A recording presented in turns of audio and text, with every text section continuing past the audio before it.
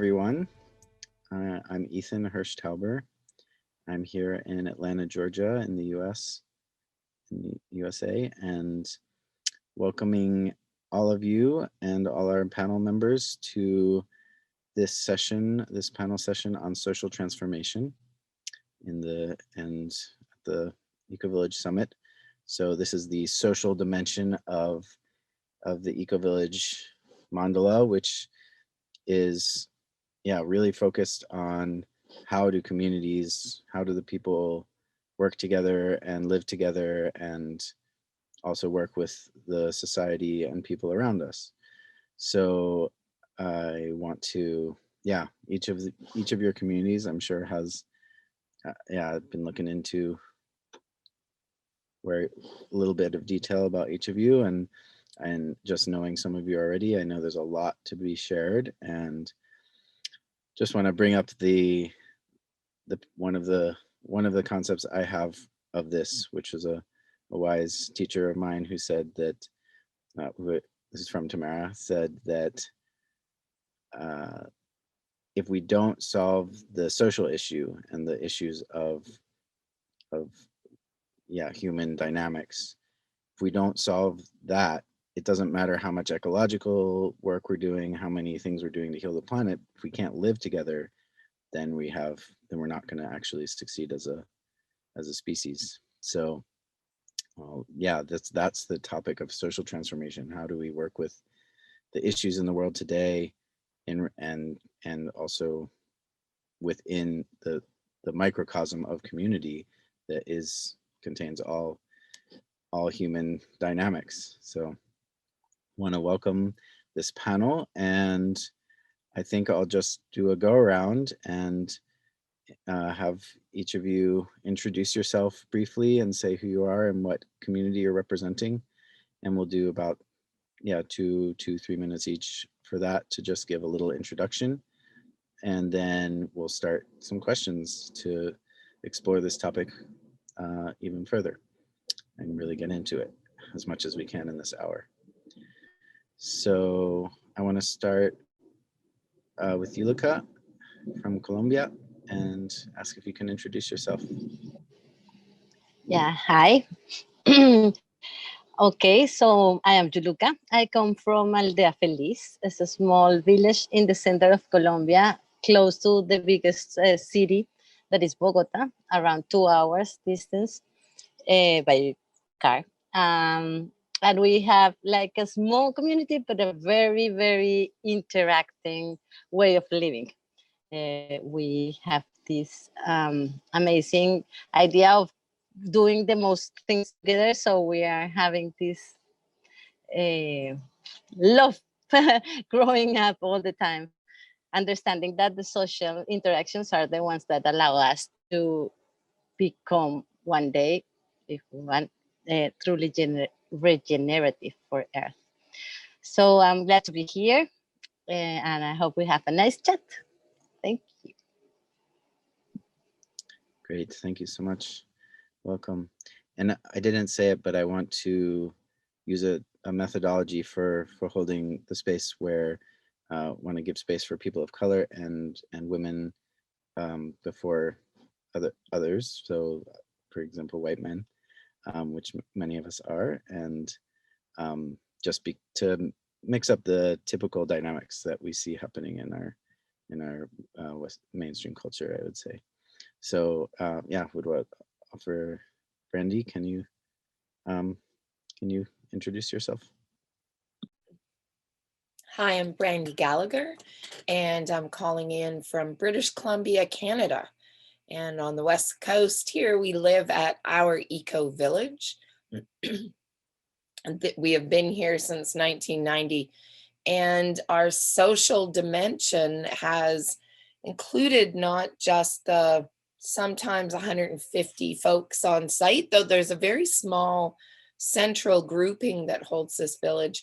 Our Ecovillage, which is an acronym for One United Resource, includes thousands of people around the world that really call this their village and their home.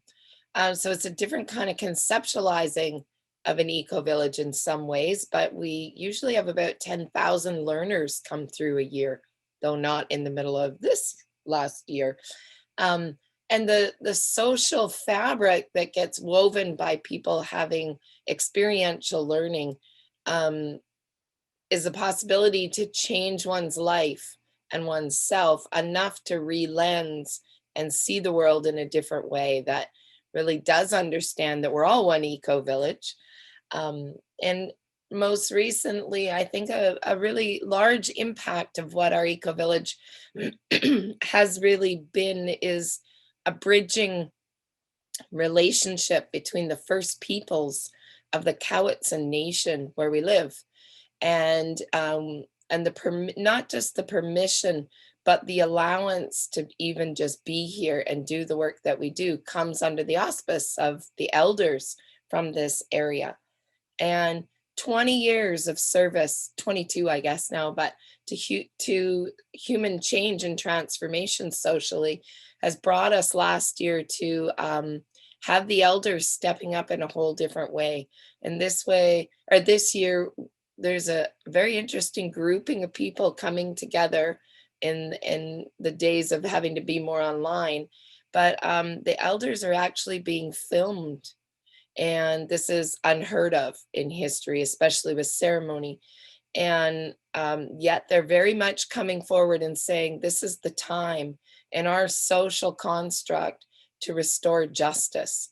And so they're incubating an Indigenous restorative justice program here this year. And who knows how that works? There's a bunch of lawyers circling around and wanting to change crime-based restorative justice into community-based restorative justice.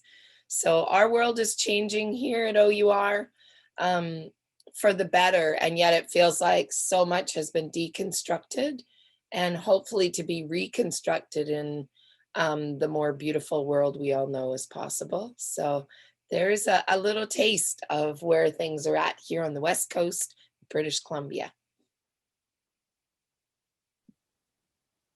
Thank you so much, Brandy. Great to hear from you. Exciting to hear what you're doing. And now, Bridge, can you give a little intro of TI?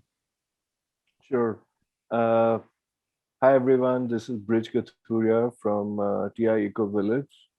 Now, TI is actually an acronym for something bigger, but we've called ourselves TI Ecovillage to stay below the radar so that we can't be found. We're a very shy and quiet eco-village who was actually just waking up to the possibility that we are an eco-village. And then 2 years ago, we applied for the Hilda Jackson Award and we were finalists. And then last year we applied and we won the Hilda Jackson Eco-Village, the Hilda Jackson Eco-Village Award. So we are suddenly a little bit in the limelight, but we are overall quite shy. We are essentially in Bangalore, which is like the Silicon Valley of the East, and we have a lot of techies staying here who either work with technology companies or they own technology companies, and we have also other very interesting and well-educated people by Indian standards here. And this was an experiment which started in the mid 90s. I myself came here in the mid 2000s, 2004. Yeah, I think so that's pretty much it. We are fully sort of, you could say, sold out right now. But we do have empty plots where people have not yet built. And we are hoping that now that we've done a great job with our eco-village, we think we didn't know we were doing such a good job till we got some recognition. We are hoping that more and more eco-villages will come next door to us and we'll preserve the whole area. We are quite close to a forest and we're quite close to lots of interesting eco spots, and we hope less and less factories and corporations come around us and more eco villages come. And especially with COVID, and everybody working from home, this is a great tipping point for the world of eco-villages, and also for young people to look at them rather than just retirement oriented people to look at places like this. So that's what my intention is, to come here and share more about us. Thank you. Thank you so much, Bridge. Yeah, good to hear from you. Really interesting new project. And now maybe Declan, you can, as an elder and one of the founders of GEN, can you give a little introduction to yourself and your community? Okay, I'm Declan Kennedy, originally from Ireland, but I've lived more than half my life in Germany. And I'm a founding member of the Ecovillage Lebensgarten, which is in northern Germany, and it's now 36 years old.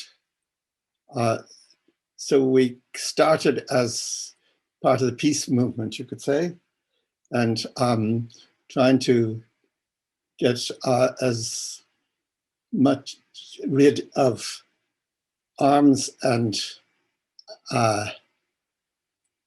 war ideas as quickly as possible, which doesn't really work out. It seems to still go on all over the world. We see ourselves not only as an eco-village for Germany and for northern Germany, but for Europe. And that was also then the reason why we started the idea of the global eco-village here in Lebensgarten community. It went then public in 1985 in Findhorn Ecovillage in Scotland. And we have an awful lot of similarity to Findhorn. Some people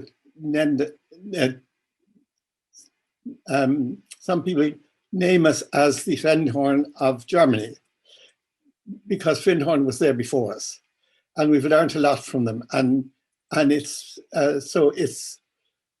we have done more emphasis in sustainability and ecological, physical transformation up to about 1990, where we then moved into the idea of also getting the social and the economic going, as well as the ecological. As we then moved into the network of eco-villages, GEN was just 9 eco-villages from 5 continents at the beginning. We brought the idea of the cultural and spiritual as well into the whole organization and the transformation. And it's been, I would say, as long as we attempt to be social, I would transform your words, Ethan, or your quote, because I think we'll never really get there. We're always in the process of, and we just get to a point where we think we've served once and we've got a solution, and then another problem comes up. So it will never get boring. I mean, we'll be going all the time, and it really keeps you going. I'm 86 at the moment, and I often think I should be really retired, but I just can't, because there's always new challenges coming. And this is the wonderful thing that I'm finding in the eco-village movement, that you know, from 9 people, and now it's something like somewhere. So Kosher told me there's something like 9,000 now in the world, in 100 countries. And so we've got somewhere since 1993. And we can congratulate ourselves, but we still have an awful lot to do. So I think I'll stop with that.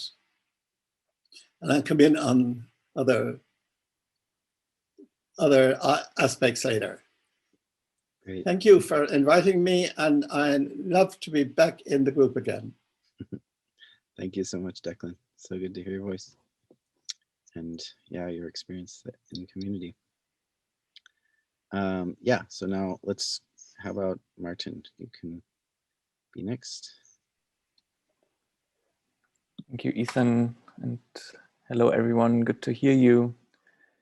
And also Declan, especially, yeah, so it's moving as a young person to hear an elder speak in this way, and thank you for the past that you've braved. Yeah, my name is Martin Wieniecki. I originally come from Germany, and actually as a teenager joined this community here in Portugal called Tamera, which actually was also founded by a group from Germany. The community itself is much older than myself. Started in 1978 in Germany and moved to Portugal in 1995 with the intention and the vision that we refer to as a healing biotope, which is a holistic model showing on different, mainly social and ecological levels, what a human settlement could look like that is really aligned with the basic principles of the natural world. And by nature, we refer as much to nature around us as nature within us. We kind of view it as part of one integrated life process. And as life is whole, as nature is whole, it is also important to view the solution to our social and societal problems holistically. So the solution of our social problems is integrated with our ecological problems. And so we try to kind of view it in synthesis. Yeah, and Tamera is really a key phrase, a key work that we are doing is really the creation of trust and cooperation in all the essential relationships. So this is also what kind of unites the social work as much as the ecological work. It is the question, like, does it actually generate trust and cooperation with not only the humans but all beings involved? And the community also came out of a political impulse. The founders were part of the movements in the 60s and 70s, the anti-imperialistic movements, and at the time they saw that like many communes were created and they failed due to similar problems everywhere, mainly in conflicts around love and sexuality, money and power. And so they saw that a different social procedure and a different consciousness was necessary to actually learn and create deeper relations than separation. So I guess we will talk about this a little more later. I also want to say I'm one of the co-initiators of the Defend the Sacred Alliance, which is a relatively recent network that was really seeded by what happened at Standing Rock in 2016, a coalition of leaders of indigenous communities, social movements, and intentional communities, with the intention of supporting the growing movement of sacred activism, but also bring different camps together in service of holistic system change. Yeah, so, thank you. I'm glad to be here. Thanks so much, Martin. Yeah, inspiring work that you all are doing, and all of us. So, and last but not least, certainly, is Evan. Thank you. My name is Evan Welkin, and I'm joining you from Borgo, Basino Ecovillage in Italy. We are most certainly the newest ecovillage in this group. I was originally born in the Pacific Northwest of the United States in Cascadia in an intentional community, and have sought out other community living and intentional community experiences throughout my life.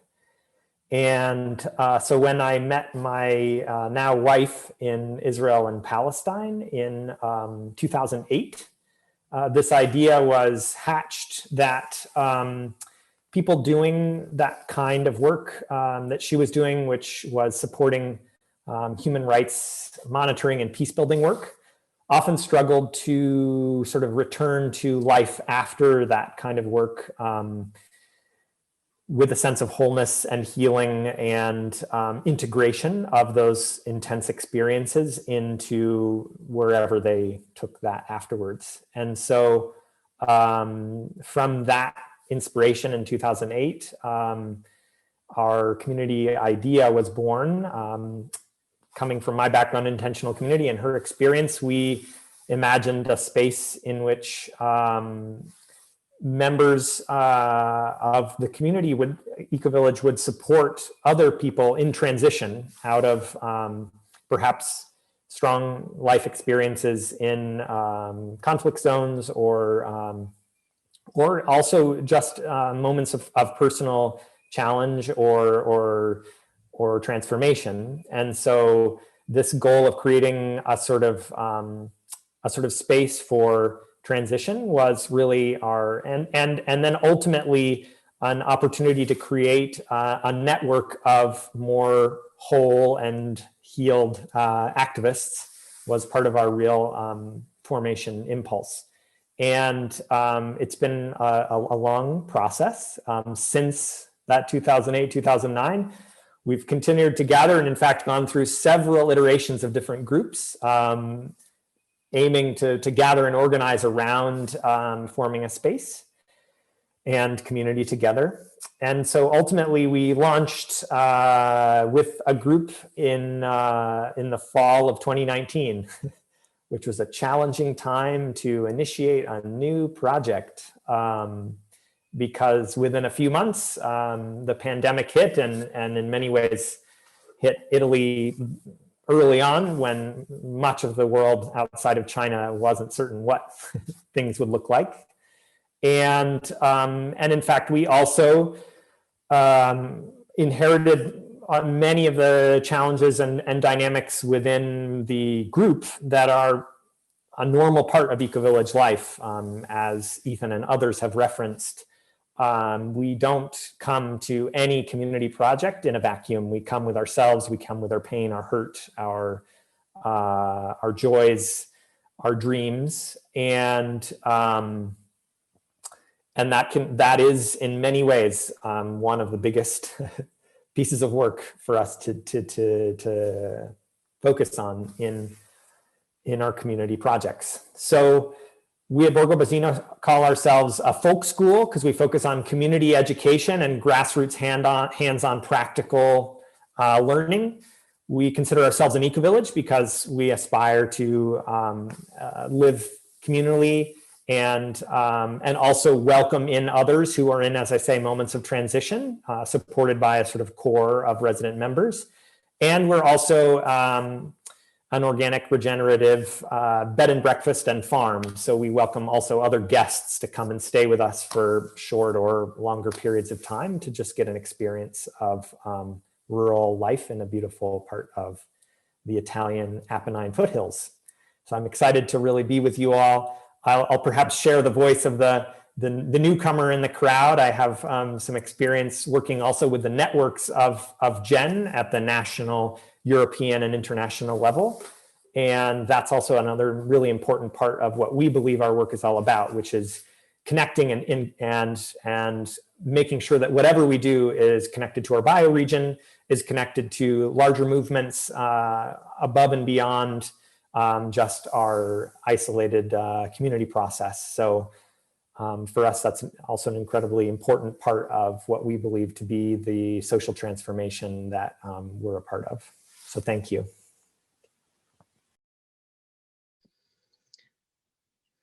Thank you, Evan. Yeah, great. Wow, we have quite a, I like the diversity and the different voices that we have present here right now. And yeah, really grateful for what each of you is bringing. So thank you. I realize I didn't even introduce myself in terms of my Ecovillage where I'm coming from at all, because I just wanted to jump into hearing from each of you. Maybe that's good. So I'll just say quickly a little of my background in the Ecovillage network is that I initially was living in my introduction to the community was really in Auroville in South India, where I studied in my university and then returned as a teacher for the same program that I studied in many years later, and lived for about 4 years. And then in Auroville is this very large international township of about more than 3,000 people now. So that was a very one experience of community. And then I also lived in a few different communities. At some point I lived in Findhorn in Scotland, and after stepping into the network more and working with the youth network Next Gen, I was working in Findhorn at the Gen office, the international office, for a year as a internal communications, and working with organizing the 2020 the Gen Plus 20 conference that was in 2015. So and then I also moved to Tamera after my time in Findhorn, and yeah, so I know Martin well and lived there for 4 years. Really important, powerful time. And then at some point in the last year and a bit, I have just been feeling the call to be in the US, my home country of birth, and just seeing the dynamics and all the challenges that this country is facing. I felt the call to be back here. And yeah, now I'm living mostly in California and working with a small group, trying to taking the steps towards community building, and noting that we aren't in the process of saying we're going to buy land or live somewhere yet. It's really about building a group, and that's part of this.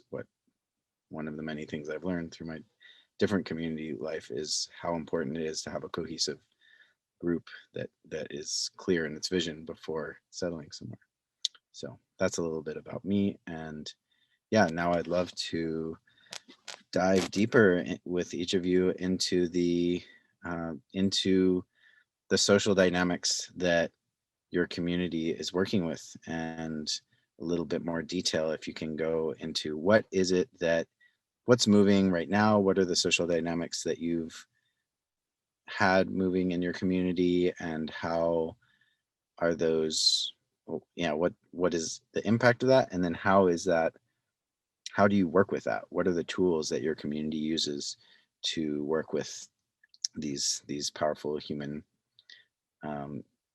dynamics that we all are dealing with in different ways around the world? And particularly, I think right now, with the global pandemic, it's been an especially challenging time.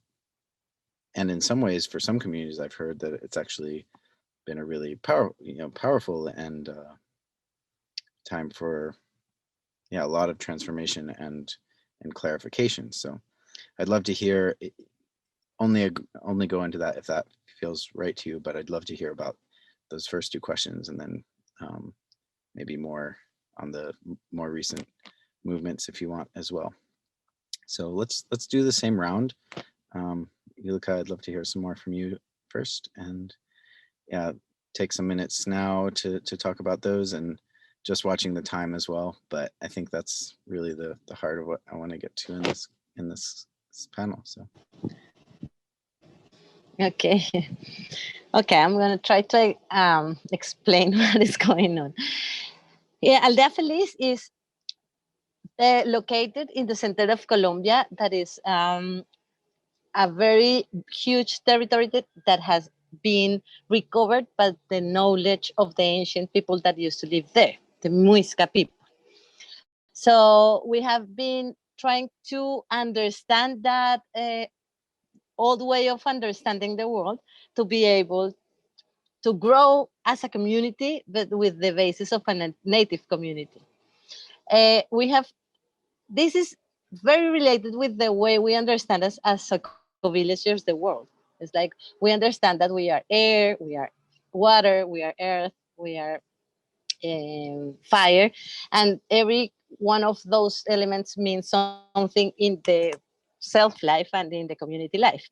So we try to keep our bodies, the earth, clean, our emotions running, like flowing, to be able to express ourselves in a good way.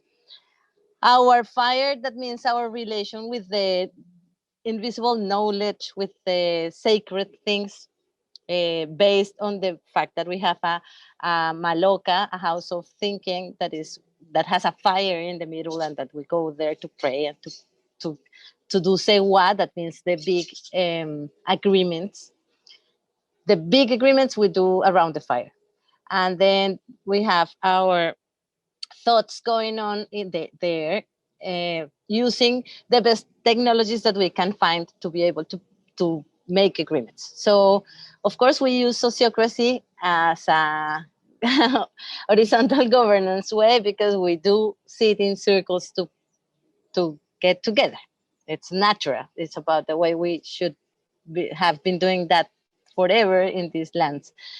And we use nonviolent communication, because we understand that sometimes it's difficult to make people understand how to make responsibility for their own feelings and life. We use many tools like art of hosting, whatever, to get together and be able to move things forward. But at the end, we know one thing. It's like we have to be first the being, says the elders here. It's like you're a being, you are one that has to be complete, and after that you are going to be able to relate in a good way with another. The another is now the whole being. But then we are like a corn, like we are all together in the same element, like a corn, all grains of the same corn. But after that, we become the pumpkin. It means like we are little pumpkins that grow on the earth and starts new pumpkins all around. So from us, we have been working ourselves with the family partners, then the community. We have even been working the healing of love of Tamera ideas. We have been working ourselves in the best way we can. And then with the people outside of the community, we have in this moment, two big projects. One that is called the Mingueros. Minga is the ancient way of getting together to make work done. It's like some people need a roof. Then lots of people from all the communities around the mountain go there and help that person or community to fix the roof. And then later on in the next month, then we move into another place. And then like that, we have been creating this trust between all the people in the mountain, because we are a small part of land in that mountain, but we are getting together with all the people around to be able to do bigger things. So we have these Minguero things that is working. In the pandemic, it stopped, but then we found a way to get together and share our things. It was building this new coin. It's like a social coin. It's called Tucaneta. And through Tucaneta, we share the things that we produce, and then we pay some part in pesos, like Colombian money, and then some part in the Tucaneta money. And then that has been growing. Like all the community has been growing around that fact. It's like the idea of that if we really, really, really stay close forever, then we have to be able to find a way for us to get together in the whole mountain, not only the Aldeafeliz community. So that's like that two things. And the third thing that for inside the community that has been making us stronger is the fact that we have an educational community built. So children keep studying, keep being together, keep singing and dancing and learning and growing and whatever. So the children are far away from the idea of the pandemic things. They just understand that outside things are different, but they can be free every time, every day.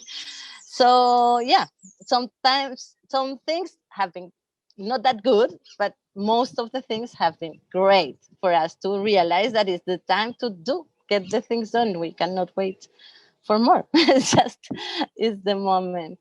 And the work in these two spirals that come from me to the other, to the others, to the community, to the social work. And then with all that learning come back to me in the second spiral that is dun, dun, dun, dun, dun.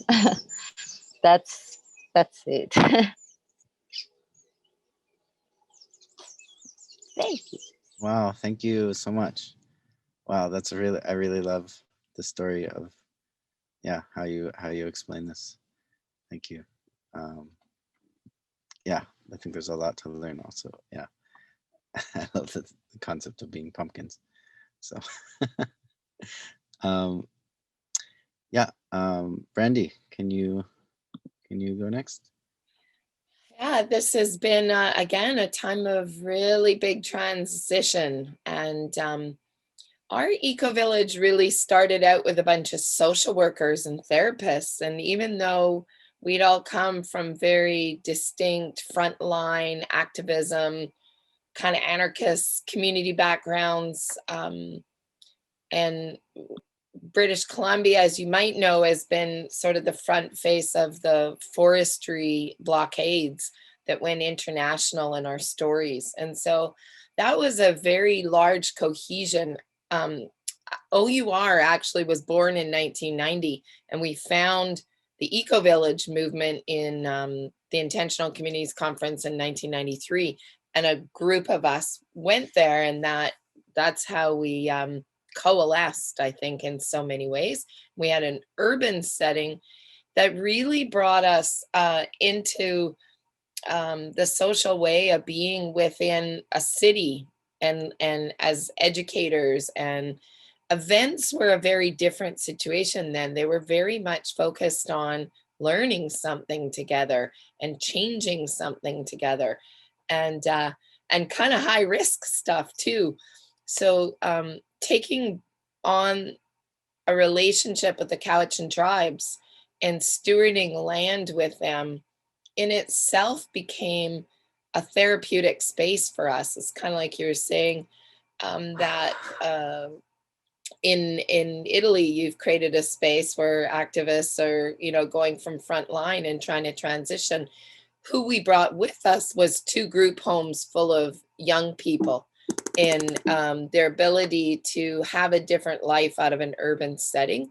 And I always say that crafted us, working with kind of both a street connection over to a farm connection is a beautiful way of being in and then with the first peoples of our area. And what's really changed, I think, over time is as 10,000 learners came per year, and a lot of them K-12 programs, so a lot of really young kids, which brought a lot of joy to the space and the land. But this interesting time change, switch in time of where education programs have felt like, I remember a colleague at Lost Valley Ecovillage saying, as we were doing the EDE, we have to keep these from being edutainment hangouts for us, and how to keep the deep work and not kind of maybe over the last 10 years been on kind of the circuit of check, check, check. I went to all these places, but how to bring people in a way that they really have an immersion, not just with learning something, but being place-based learners, and not just like I made it to these named eco-villages, but actually becoming part of the fabric of there, and realizing that everyone who comes through a space changes the space, and our social dynamic actually changes again as we take on each of those relationships. And for us at OUR Eco Village, that's really come from the elders, that relationships are for the rest of your life. And everything here is all my relations. So it's not just with the people relationships, it's the interbeingness relationships. So do you still remember the connection and the feeling you have with this mountain where we are? Or is it just another place that I visited? And I think that has been the most challenging aspect of the social dimensions of eco-village life here. We made a choice to share our lives with hundreds of thousands of people. And noticeably for our children and our family dynamics, because the village itself who holds the land is quite a small group. So when you have a sea of large amounts of people, especially if we have a festival, there's a whole nother energy that happens. Our children have described feeling kind of lost in that, and not the relationship of all my relations, and not necessarily a value in the setting of a lot of adults. So our greatest challenge has been to keep that balance, and to keep our elders in a place of deep honor. Not everyone understands when they come here that one of the reasons that we do not have any psychoactive plant medicines or anything of any kind is because the elders have asked us not to. Their concern is that folks that are not of the land need some time to get to know it before they jump in bed with the plants. And that's been like a great challenge to many people who come here. Don't necessarily want the feelings or the wishes of the elders of this area to be the instruction of how we live. And that, you know, I think during the pandemic has really brought to surface, I mean, there's so much understanding that racism is everywhere, and not just this act, but it's insidiously held. But I think that has been a very good learning here to deconstruct constantly that no one's made it out of this, and we're not this, that we're all in this, and we're all trying to deconstruct this. And the decolonizing work that we're doing, I mean, for 20 years, the elders have been bringing non-native peoples into ceremony and creating healing spaces, essentially. And we've lost elders, they've passed, and it's the owner of the land. Here's one for you. The land that we came to and asked if we could steward to the first peoples before the local government. The owner who, when we came, thought we were a bit crazy. And then eventually, a year and a half later, in the middle of subdividing the land, he came back and asked us to protect the land forever. And not only did he transfer the title, he stayed volunteering here for 20 years. And he died in our arms in 2019 and helped us create a green burial project on site. So here's a social dimension for you that, you know, death and change and all these things can actually be what weaves the fabric tighter and the connections more deeply. And in fact, our Green Burial Project for North America has helped protect this land for our children's children's children, and hopefully all the family and friends of the people whose final remains are here will make sure that grandma's not you know, run over by bulldozers one day or something when we're all dead and gone. So that's our pay it forward plan with the elders of the Cowichan Nation. And now for our next 20 years, we're working on a land back project with the Indigenous people and having this title go back to its rightful owners, which is a really big step in Canada. So stay tuned with that and see how we try and unravel that deconstructing and what we've learned out of this pandemic. That polarization is it is the work that we need to do, and how can we do massive acts of reconciliation and micro acts of reconciliation at the same time. Thank you. Oh, thank you so much, Randy. Wow. Yeah, really important information for us, I think, to, yeah, and actually what both of you, Luca and Brandy, are around the topic of indigenous culture and working with and in support of indigenous communities. I feel like that's really a huge topic that we need to be, any community that's starting needs to hold in its values. So thank you for carrying that in the ways that you both have. Bridge, love to hear from you now. Okay, so Ethan, you'll have to repeat the question for me one more time so that I just stay a little focused. Sure, sorry. Basically it's the question of what are the social dynamics in your community? Can you talk a bit about how that's moved? What are the main issues that have come up, Okay. and how do you work with them? What are the tools Okay. and techniques that you use to work with them? Okay, got it. So, so I think what's interesting about this community is that it was sort of born in the .com era, right? The mid-90s. And in a way, my audio is all right? Okay.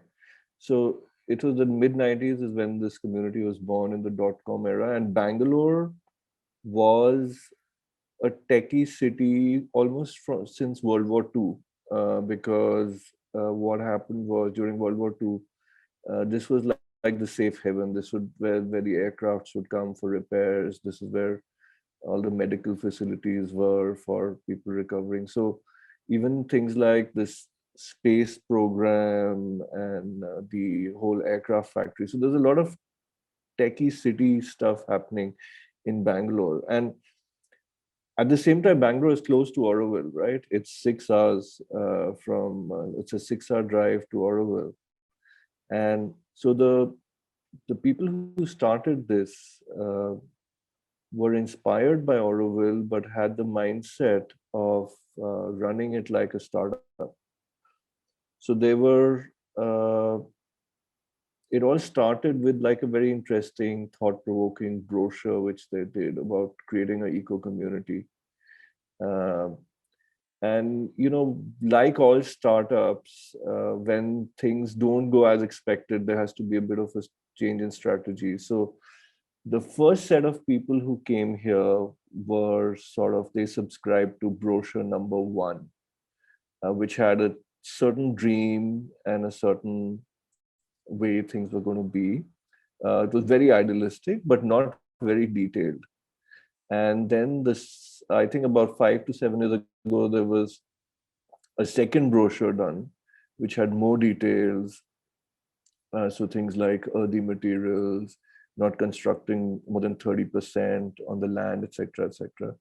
And so that attracted a second bunch of people. And I was actually in 2000, and so it took about 10 years for this whole eco-village to develop. And I was actually in the third, I came here when there was the third last plot left. So I came with, I would say, with brochure number 3, which was like the fattest brochure, which I couldn't find anymore. So I was looking for it. But I think a lot of our expectations on what an eco-village means to us was shaped by these brochures and the promises they made.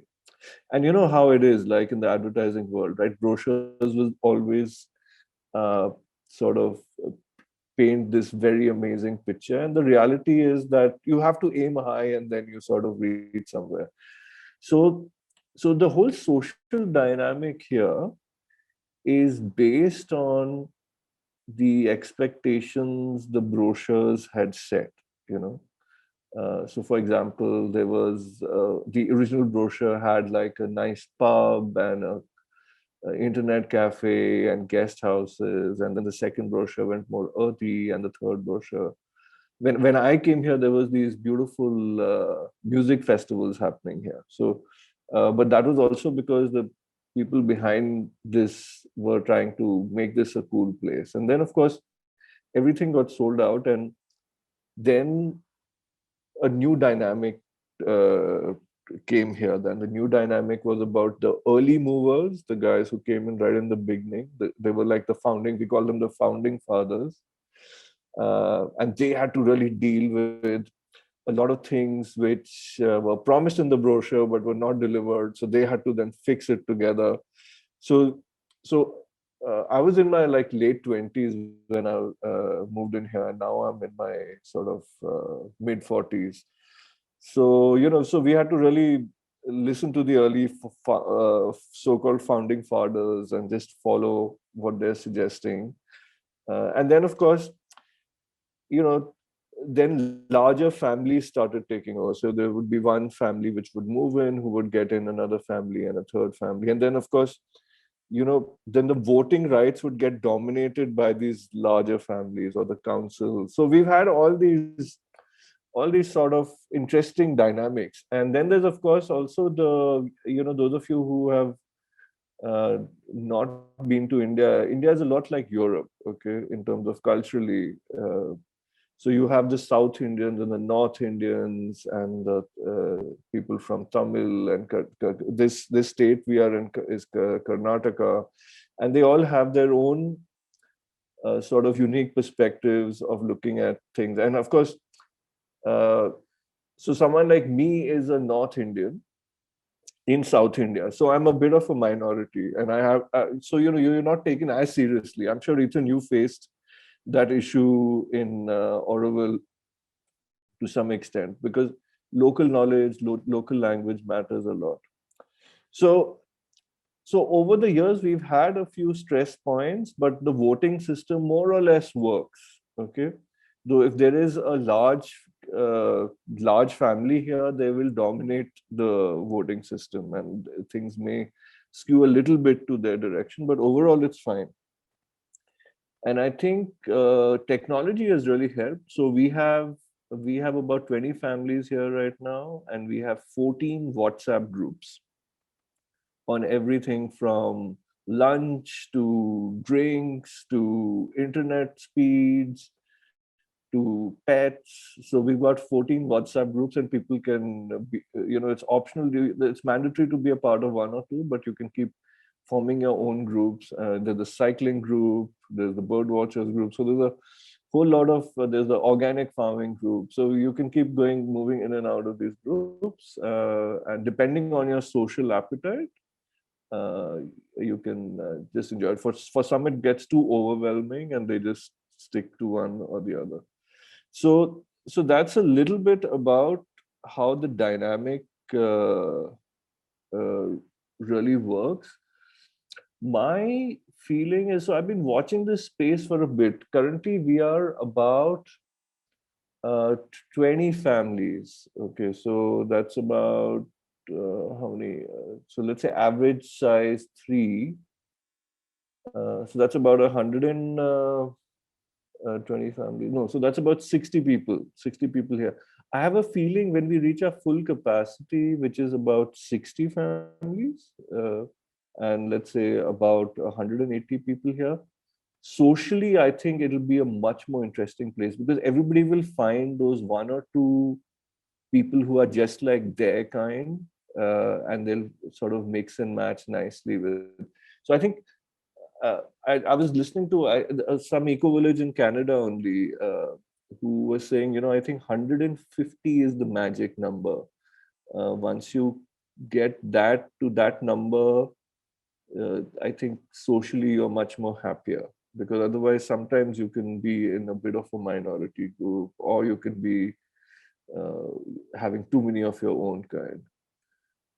So yeah, I think that's pretty much it. Go ahead and ask me a continuation question if you want, but otherwise that's pretty much what I have. Oh, thank you, Bridge. I want to ask more questions for sure. I want to also make sure that we have time for everyone. Yeah, sure. To give at least a basic answer to this question. So let's see how we do. I'm just aware of the time and not wanting to go too long. And yeah, just really appreciating the different voices that are being brought. So thank you. How about Declan? What would you say the question? Well, we started mostly on the physical level. We took over an old settlement that had been built by the Hitler regime and had a lot of very bad vibrations. And we had to try and transform this. So we went more from the whole business of trying to be in harmony with each other and in harmony with nature. We had exactly the opposite for the first couple of years, where we had lots of rows with each other. And so we started a school of mediation.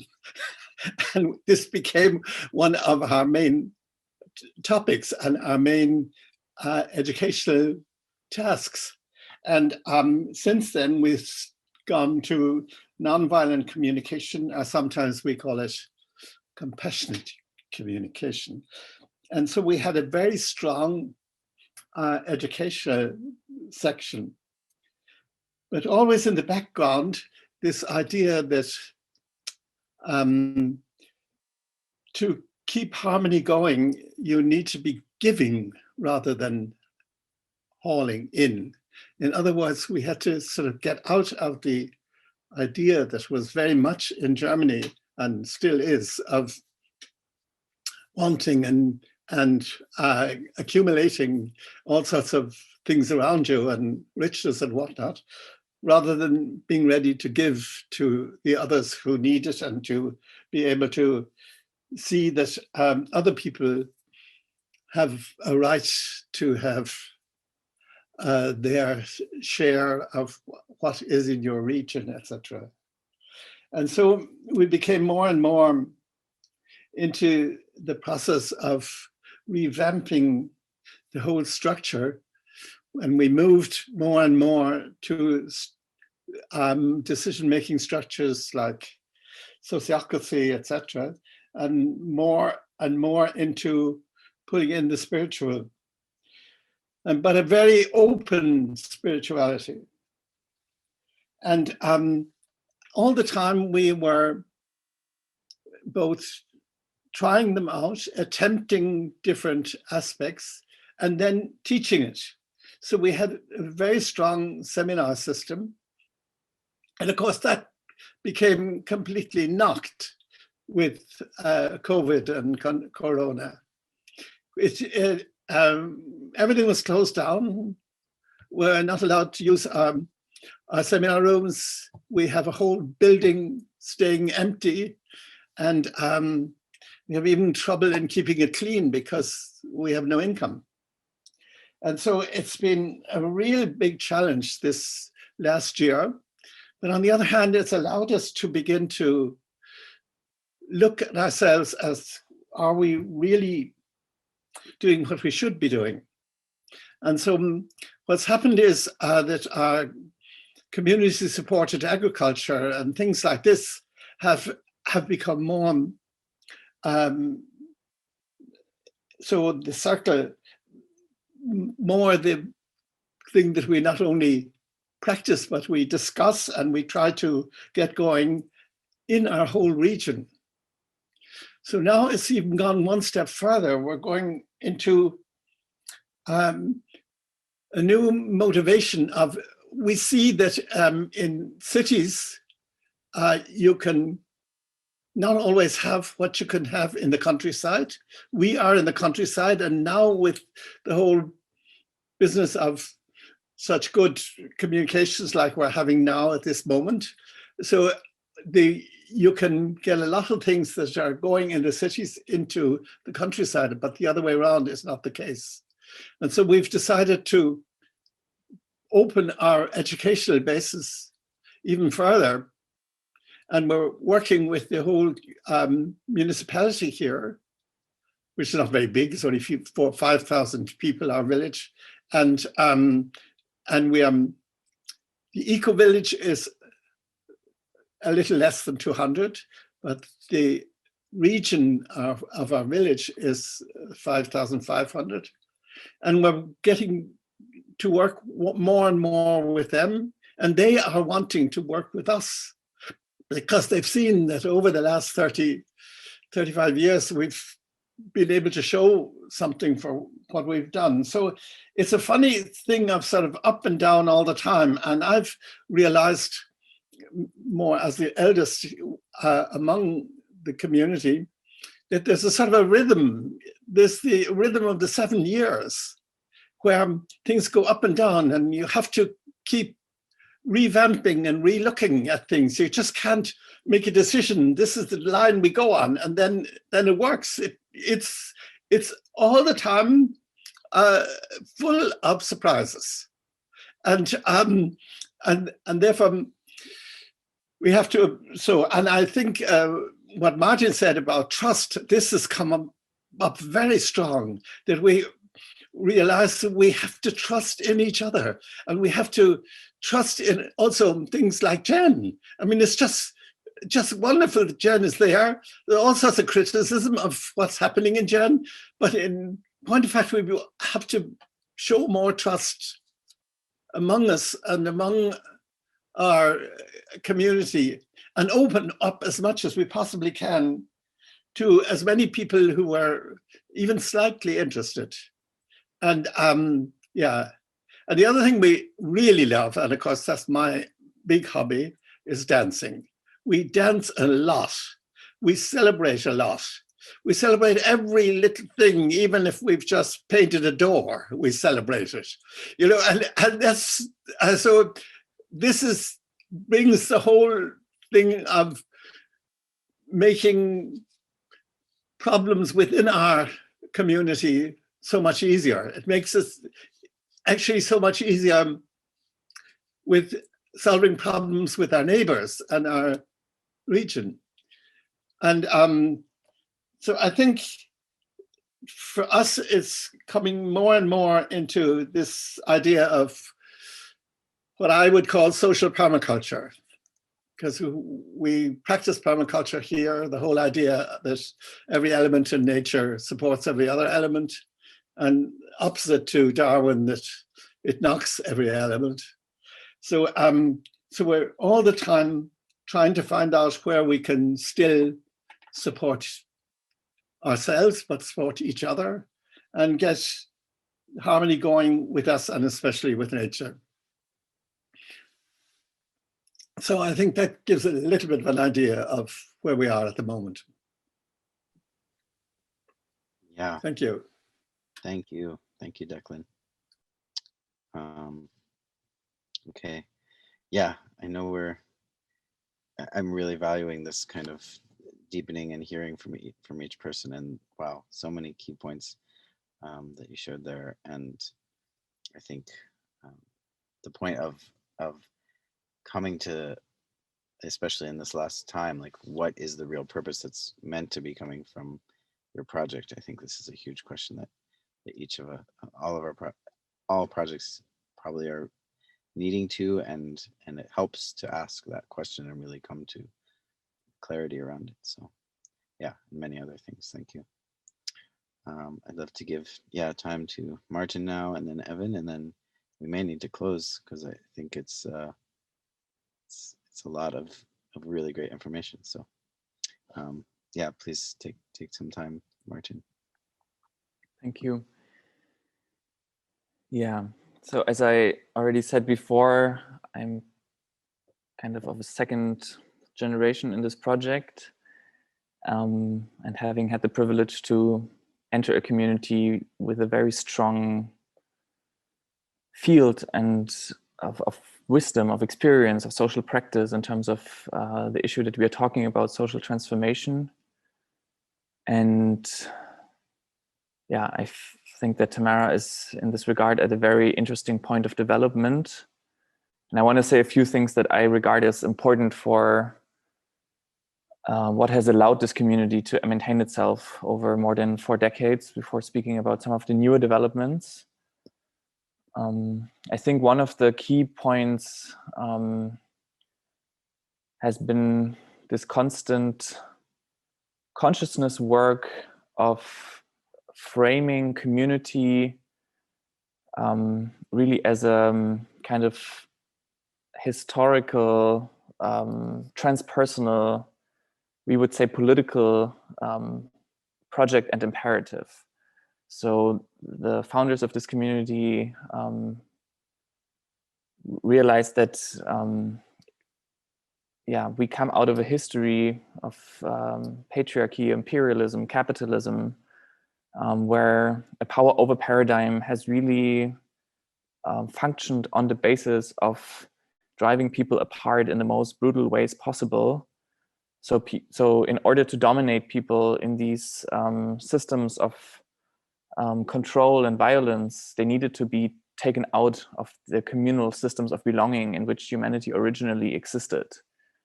And this created this power shift also from a more feminine principle to a harsh male principle.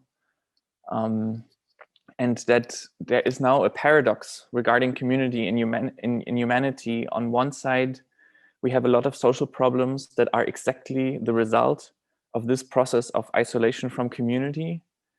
And on the other hand, if we try to restore community, we are activating, often without the people who are involved knowing, the trauma of disconnection that is stored either intergenerationally and epigenetically or just through the collective field in ourselves. So community is a really crucial and super delicate undertaking, because we touch this wound of all the different types of separations and oppressions that have historically and still today separated people from this web of belonging, because in the end, all of life is community.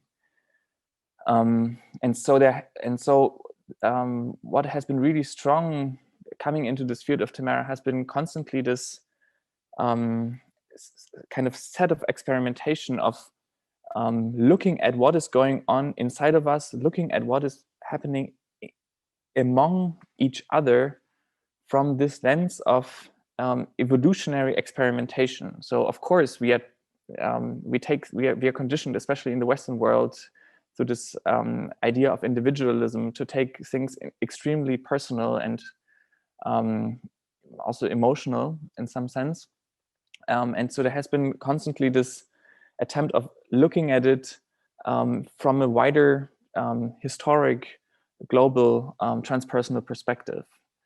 So that is one thing that I think is very precious. And then another is this idea that the private self-image that Western culture has kind of conditioned us into is part of our wound, is part of our disconnect. So the research of community in this project has been very much, can we take especially those areas that have been privatized the most into a communal culture of trust. So, and especially looking at love and sexuality as like core driving powers of our existence,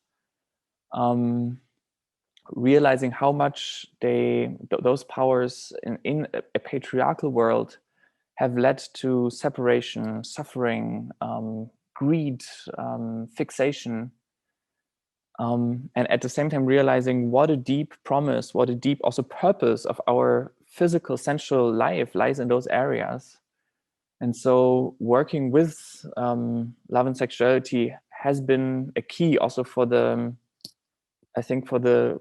capacity of this community to maintain itself. And I would say that part of this culture has been creating spaces that allow people to reveal themselves. So rather than imposing dogmas of how people should love, of how they should live their sexuality, creating spaces that allow people to actually show what they love, what they want, how they actually want to express themselves. Because also here we, like mainstream culture is very homogenized, and the ideals of love and sexuality that feel very personal might have been produced by Hollywood or by the Brothers Grimm, or like there are these ideals, and I think there are so many different love images that we carry once we can really let in the possibility that actually I can trust in a community rather than having to defend myself against others, so I can get a little bit of happiness for myself. And I would also say that a key practice has been learning feedback. So every functioning holistic system in nature relies on truthful communication between its different parts. And this is very tricky in the social realm, to actually speak to one another what we truly think about ourselves without driving each other apart. And so this is, yeah, and I must also say these different pieces really belong together. I think to really do that, you need to see the other not only as this person that you project themselves on. In a community, it's very easy to project the father, the mother, the brother, like we, coming out of this nuclear family conditioning, but to actually see people in a wider frame on different levels of our existence. I don't know how I'm doing with time, Ethan. Yeah, I mean, it's so good, and I think we need to. Okay. Yeah, thank you so much. Yeah, I'm sorry I haven't said anything about where we are now, but I mean, yeah, hope that's served. You gave a lot of great information, so thank you. Do you want to say anything in kind of closing that, or does that feel complete? Yeah, well, there's obviously so much to speak about. I would also just say that I feel also that this last year has been a real catalyst of development for our community as well. Like, bringing financial challenge, but also while keeping us together, being really like a catalyst for intensifying a lot of the processes that we are in. So intergenerational cooperation, leadership principle, how do you guard the essence while renewing yourself? So I'm just giving some headlines of what we're moving for the lack of time. Also the question, how do you grow as a community and make sure to keep intimacy? So these are some of the things that we are dealing with at the moment. Yeah, it's a rich time of both kind of letting go of many things, but also like really trying to see what is really the essence. And I very much agree with Declan that, like, there's always this evolution is always going on, and it is cyclical, and still there's always something new. So yeah, and it's good to be in connection with other communities to actually see, what are common trends and what is unique. So to also not feel alone on that level.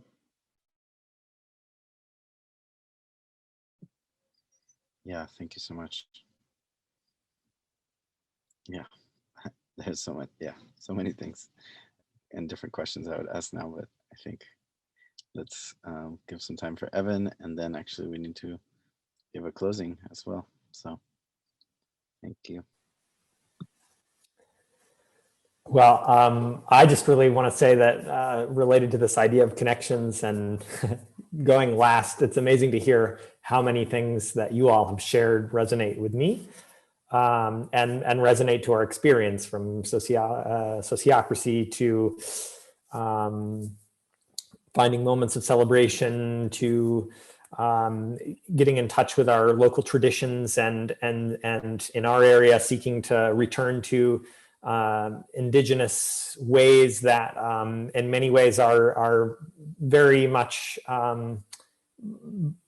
present and yet below the surface in a country that has is relatively new. Ironically, Italy as a country is quite new, but as a space of connected regions and cultures goes back many thousands of years. Esoteric traditions, our local dialect are all incredibly important here. And in fact, the piece that I want to point out about that in my case is these are all new for me. You're hearing from me, but I am the one transplanted member of my community. All others in our community are in fact Italian. And so in many ways, because I'm here to share with you today, the one thing I will definitely want to say is that that has been a really powerful experience for me. As within this last year, we've experienced tremendous changes. It's been very interesting to be coming and seeing things from a perspective very much differently than many of my fellow communitarians and the wider community around us. A couple of things I would specifically say that I've really been appreciative of are with one of the very first meetings we attended in the Italian Ecovillage network gathering was a new projects conference or weekend workshop where they invited all kinds of people interested in starting ecovillages or just starting out to come and gather for a weekend. And literally the first activity of that weekend for new projects was they had a fishbowl experience where members of communities sat in the center and all of the rest of us starting out sat around the outside. And those who were representing communities in the middle were all representing communities that in some ways had failed, had dissolved, had lost most of their members, had perhaps made a huge commitment to a piece of land that had fallen through. And that was how they started the new projects weekend in our Italian network. And I found that incredibly powerful. I said to myself, wow, I can't imagine that happening in many of the other spaces that I work. And if this network is ready to support new projects in this way, with this honesty and this openness about our pain and our challenges, that's the kind of network that I want to be a part of. And in fact, that has in fact very much borne out for us.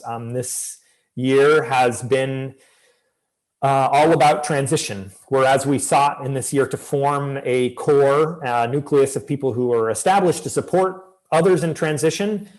We've all found ourselves in transition, and people have come and gone, and we've sought to build back up and let people go. And so redefining what is failure or what is evolution or what is design or what our expectations are really, I think, our main projects right now in Borgo Basino. So we're taking this time where, much as many others have said, we're not able to host people in the way that we had imagined. There's a lot of flux within the dynamic of community members to really replan and reimagine our space. We're once again looking at our permaculture plan for the farm and reimagining it. I'm taking a master's program at Schumacher College in ecological design thinking and trying to bring in new ways and approaches to looking at how we evolve on this land and with the people who are here. We're joining a bio district as there's an incredible new interest in rural organizing and building community food systems. These are all the things that inspire me that are also born out of accepting loss and accepting that expectations are bound to change, and life is all about change, and that in some ways, if we are to make it to the established place that all of you, all of the others of you here have reached, we really believe that we'll maybe be on brochure number 7 or something else come a few decades from now. So I'm really honored to be a member of this panel and here and feel inspired to keep going. Thank you, Evan. Yeah, I think that's a great, yeah, just to hear what you're bringing from, and yeah, with your community. And I think that point of the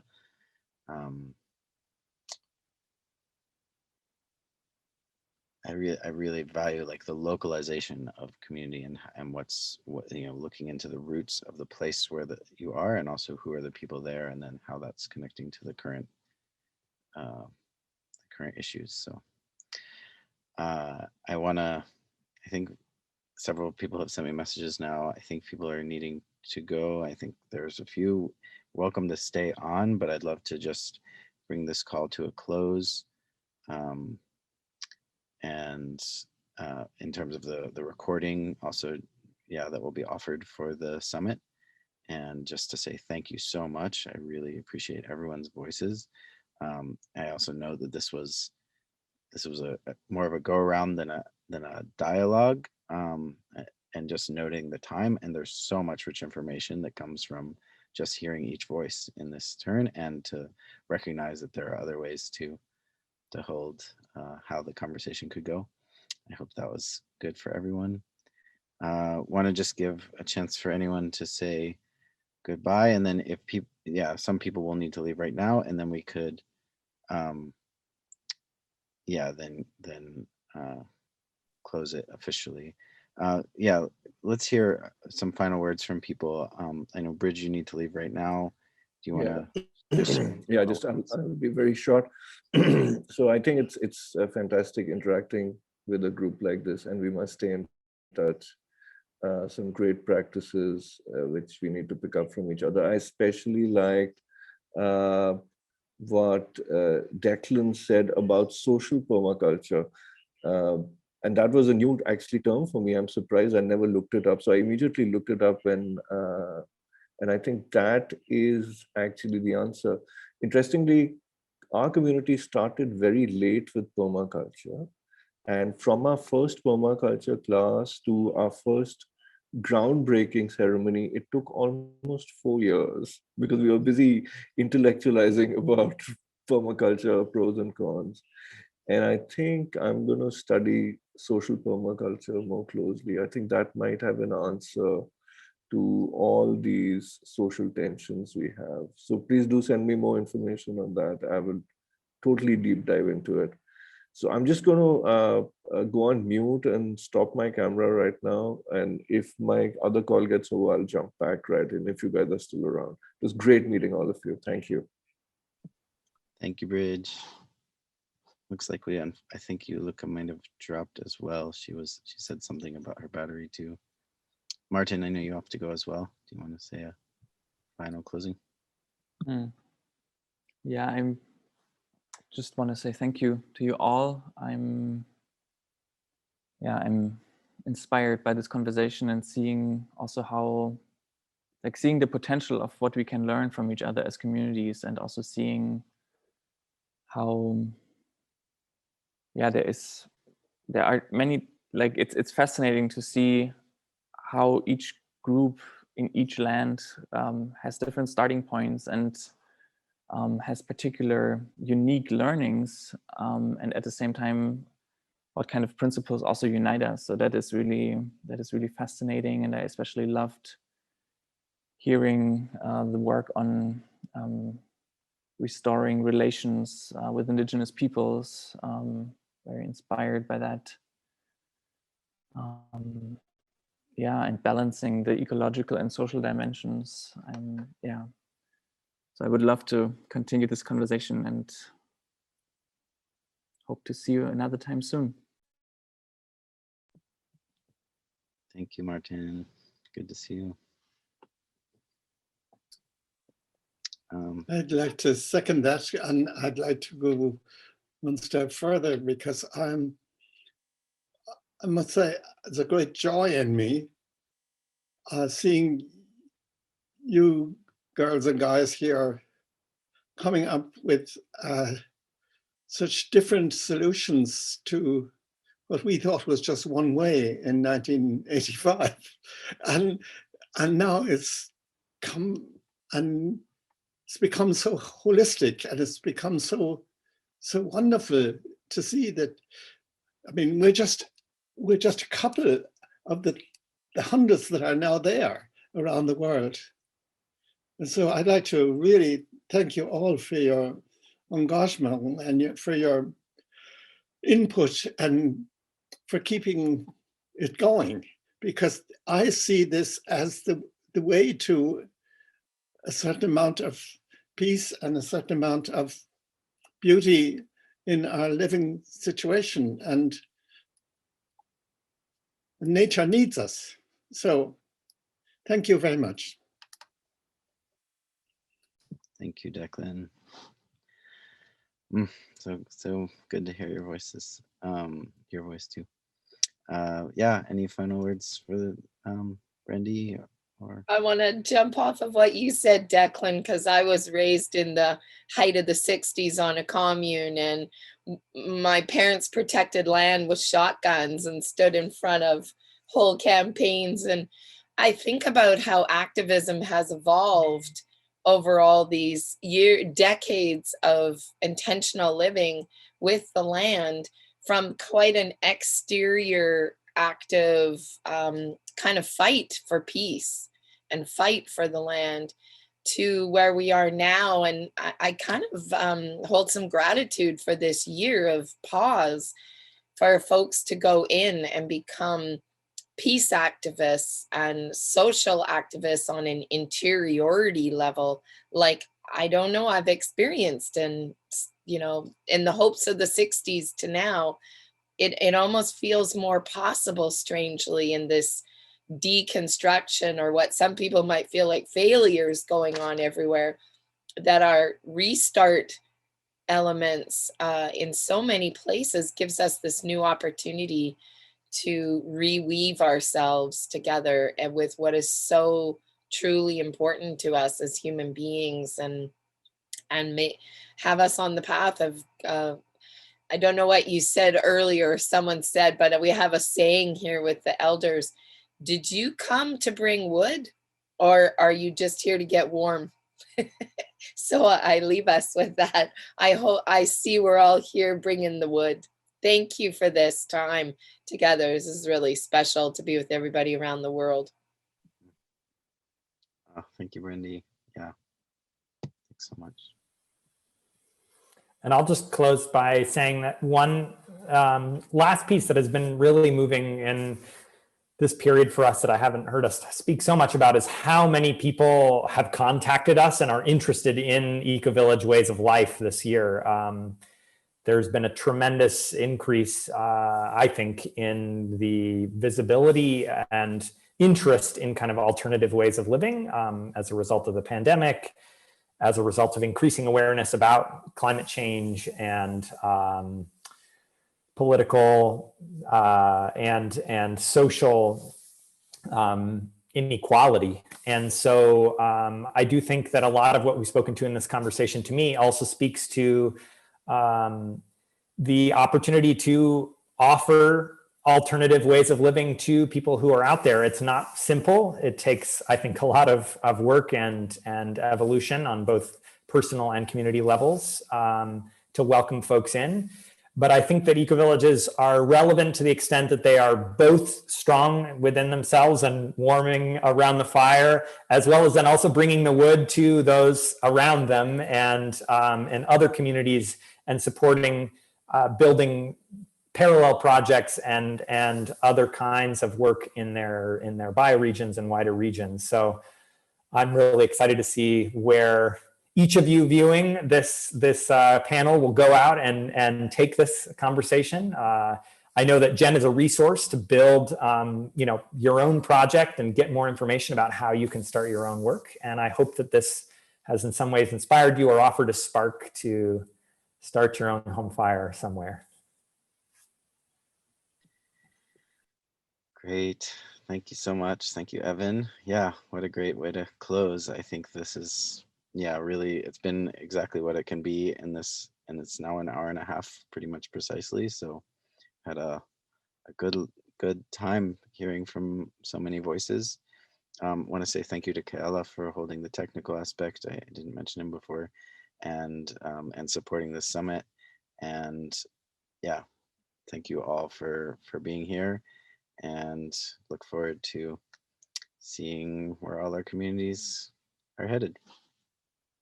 And yeah, may blessings on all of us.